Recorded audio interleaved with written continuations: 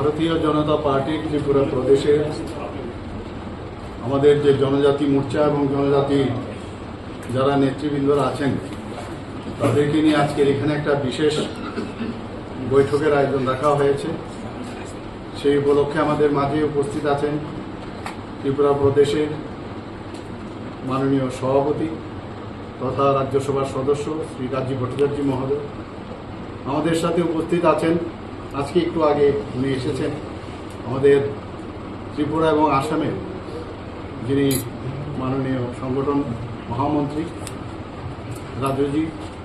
তাছাড়া আমাদের ত্রিপুরা সরকারের দুই মন্ত্রী, আমাদের ট্রাইবাল ওয়েলফেয়ার ডিপার্টমেন্টের মাননীয় মন্ত্রী বিকাশ দেববর্মা এবং আমাদের আরেকজন মন্ত্রী শ্রীমতী শান্তনা চাকমা মহোদয় আমাদের সাথে উপস্থিত আছেন জনজাতি মোর্চার প্রেসিডেন্ট শ্রী পরিমল দেববর্মা মহোদয়। আমাদের উপস্থিতি স্টেজে আপনারা যা দেখেছেন, নিচেও আমাদের জনজাতি মোর্চার সমস্ত যারা এখানে ত্রিপুরার যারা নেতৃবৃন্দ এবং আমাদের যে জেলা স্তরের থেকে আরম্ভ করে অন্যান্য মণ্ডল স্তরে সবাই এখানে আজকে এসছেন এবং ত্রিপুরা প্রদেশের যারা এখানে নেতৃবৃন্দরা উপস্থিত আছেন। মেইন উদ্দেশ্য হচ্ছে আমাদের জনজাতিদের বিভিন্ন সমস্যা এবং আগামী দিন এই সমস্যা কিভাবে আমাদের যে পার্টির তরফ থেকে এবং আমাদের যে সরকারের তরফ থেকে কিভাবে এটা মিলিতভাবে এই সমস্যা কিভাবে সমাধান করা যায় এবং তার মেসেজ আমরা সমস্ত ত্রিপুরার যারা জনজাতিরা আছেন তাদের কাছে নিয়ে যাওয়া যায়, সেই বিষয়ে আজকের এখানে আলোচনা হবে। এবং অনেক দিন ধরে এই আলোচনা জন্য বৈঠক আমরা সিদ্ধান্ত নিয়েছিলাম, কিন্তু বসা হচ্ছিল না। কিন্তু আজকে আমরা ডিসিশন নিয়েছি এবং সেই ডিসিশনের জন্যই আজকের এখানে বৈঠক। এবং আমাদের মাননীয় প্রধানমন্ত্রীজি নরেন্দ্র মোদীজি বারবার বলছেন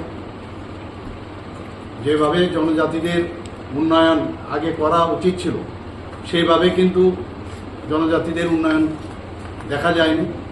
কিন্তু মাননীয় প্রধানমন্ত্রী হওয়ার পর আমরা দেখলাম যে জনজাতিদের জন্য অনেক কিছু করেছে।